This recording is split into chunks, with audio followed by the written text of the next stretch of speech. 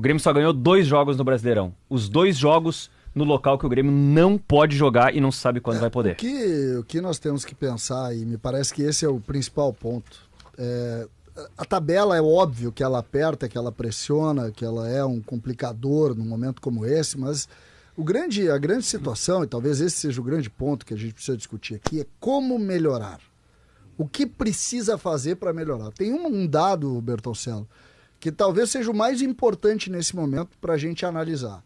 Quando no Campeonato Brasileiro o Grêmio jogará na Arena? Na Arena. Quando que o Grêmio vai jogar? Primeiro dado. Esse é o primeiro ponto. Então, vai jogar em agosto? Que rodada é essa? Eu me lembro quando se falou em 15 de setembro, como a volta da Arena ainda, um pouco antes de se saber o tamanho do problema na Arena.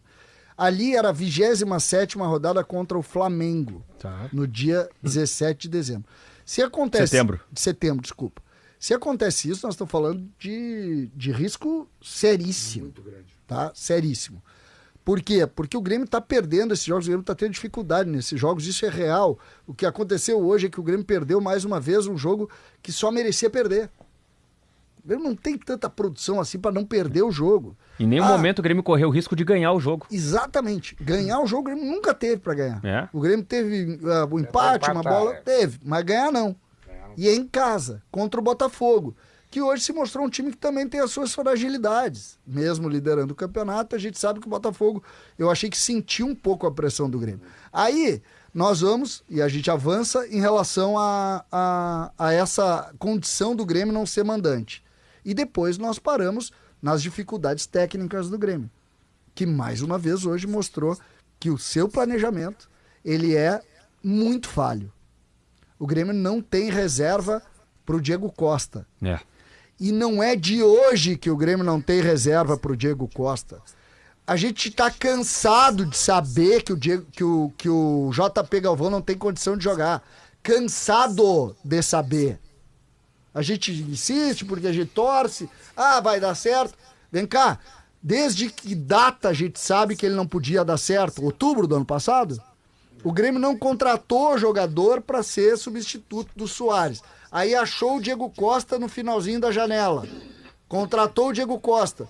Aí quando o Grêmio ganha, o vice-presidente de futebol do Grêmio adora chegar lá e dizer o seguinte, olha, viu? Não precisava, tá aqui o reserva. É a segunda lesão do Diego Costa. E depois da lesão do Diego Costa, o Grêmio não consegue fazer gol em ninguém. E o Grêmio perde os jogos. Por quê? Porque planejou errado. Aí o lateral esquerdo do Grêmio, hoje foi o Mike. E joga o Cuiabano, que foi vendido pelo Grêmio 2 dias antes de acabar a janela, e não só faz um jogo bom, como inclusive faz um gol para coroar aquela ironia que só os deuses do futebol conseguem nos trazer. Então, dentro dessa realidade, fica claro, primeiro, tá abrindo uma janela, mas é preciso dizer, o Grêmio tem que contratar agora, para no dia 10 de julho jogar um lateral esquerdo, um reserva pro Cristaldo. Desde quando eu sei que o Natan Pescador não vai dar resultado? Desde quando? Vem cá, gente, tá caindo de maduro. O Grêmio está na zona de rebaixamento. É óbvio que tem dificuldade de ter ficado sem treinar? Claro que tem. Mas o Grêmio está na zona de rebaixamento e as soluções para resolver os jogos são o JP Galvão, o Natan Pescador, o Mike, jogadores que todo mundo sabe, todo mundo, qualquer pessoa, saindo caminhando aqui na Ipiranga, nós vamos perguntar, o que tu acha do JP Galvão ser a solução pro teu ataque? O jeito vai dizer, tá falando do Grêmio, aquele atacante, né? Não pode. Todo mundo sabe. Então, pelo amor de Deus, que se cobre dentro do Grêmio. Renato, aqui não tem mais solução. O JP Galvão não vai te ajudar, Renato. Eu vou perder mais quantos pra tu entender? Mas só tem ele. Não, dá pra botar 11 sem ele. Tem um monte de cara ali. O Natan hoje, Fernandes, entrou melhor que ele. Então vamos fazer as coisas acontecerem, porque olha aqui, ó, a tabela apertou. Agora tem que jogar contra esse time que tomou 5 hoje e vai ser um horror o jogo lá. Vai vir mordido porque precisa do resultado. E depois é o Grenal. E depois ainda tem o Grenal, tá? Com o Inter que tem as suas dificuldades também. Mas tá na hora de acordar no Grêmio. Acordem. Acordem rápido. Sob pena desse negócio complicar de vez, tá? Sob pena desse negócio complicar de vez.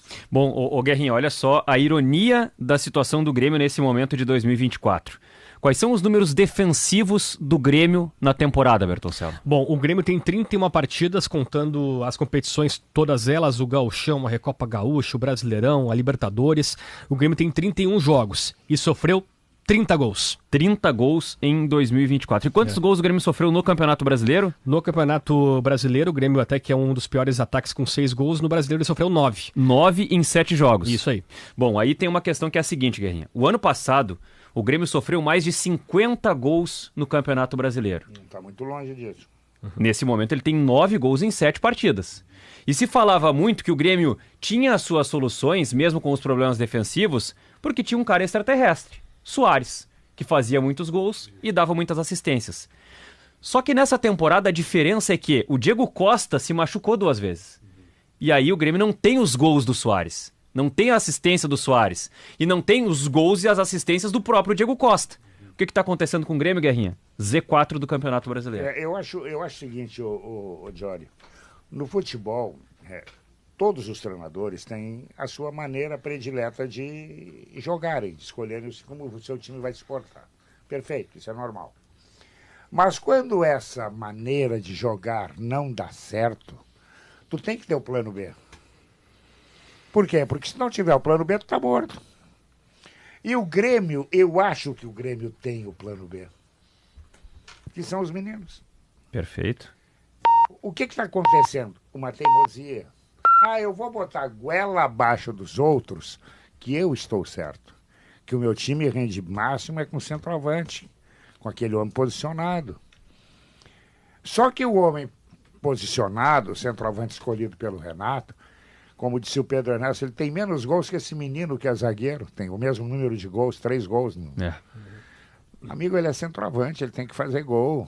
Como é que o centroavante não faz gol? Exato. Então, eu acho que está na hora, o Renato que tem essa moral toda com o torcedor do Grêmio, o Renato que tem títulos, o Renato que é respeitado, está na hora de ele ceder um pouquinho, diz, olha aqui, eu errei pela minha cabeça, agora eu vou errar pela deles.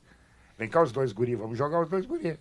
E ver o que vai dar. É que essa relação, e em cima exatamente desse ponto, e é isso que eu acho que está incomodando, eu estou vendo aqui a interatividade conversando com a gente, o que incomoda o torcedor é o óbvio que deu errado. Então, o torcedor do Grêmio está dizendo o seguinte, deram o Cuiabano. Era óbvio que daria errado isso. Né? Não deram, venderam, mas era óbvio que daria errado tu ficar com o Reinaldo e com o Mike e liberar o Cuiabano.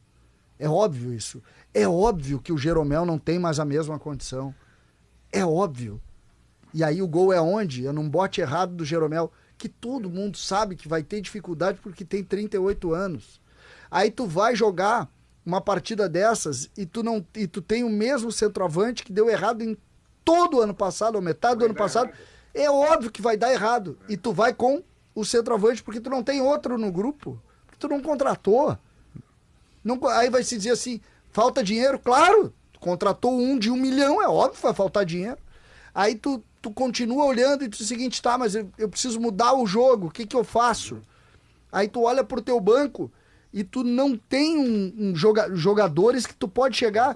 Quem é que entrou? Entrou o Galdino, que tu já sabe que não vai dar certo.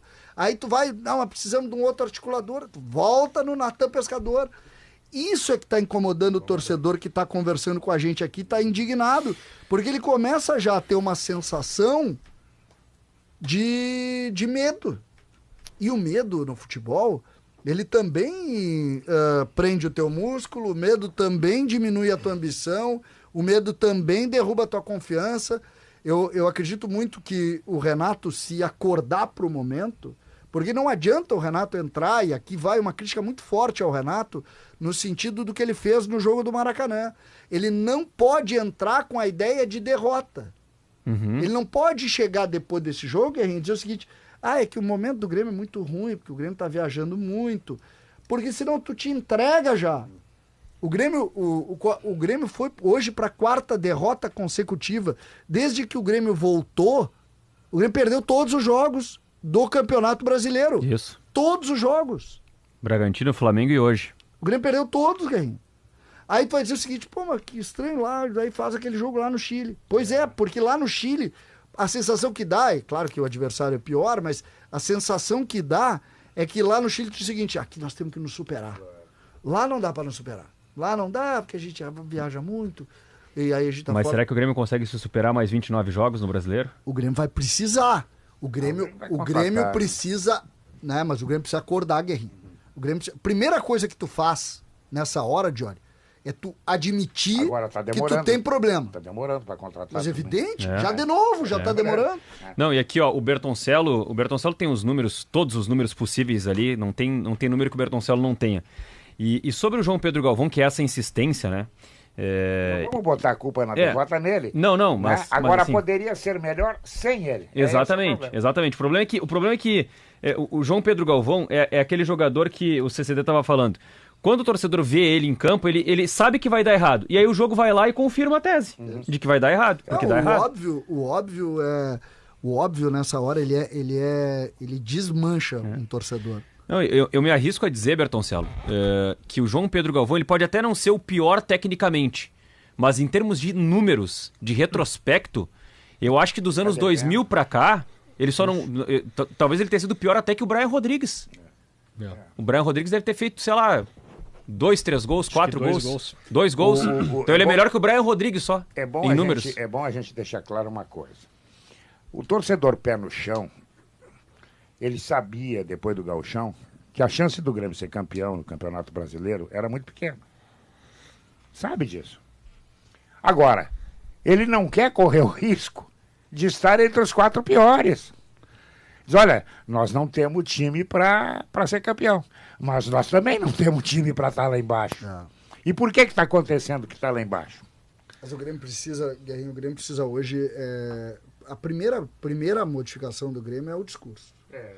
O discurso conformista do Renato no último jogo e a insistência com obviedades assim como essas aí que a gente citou há pouco, elas derrubam qualquer ideia de recuperação. Não pode ser assim.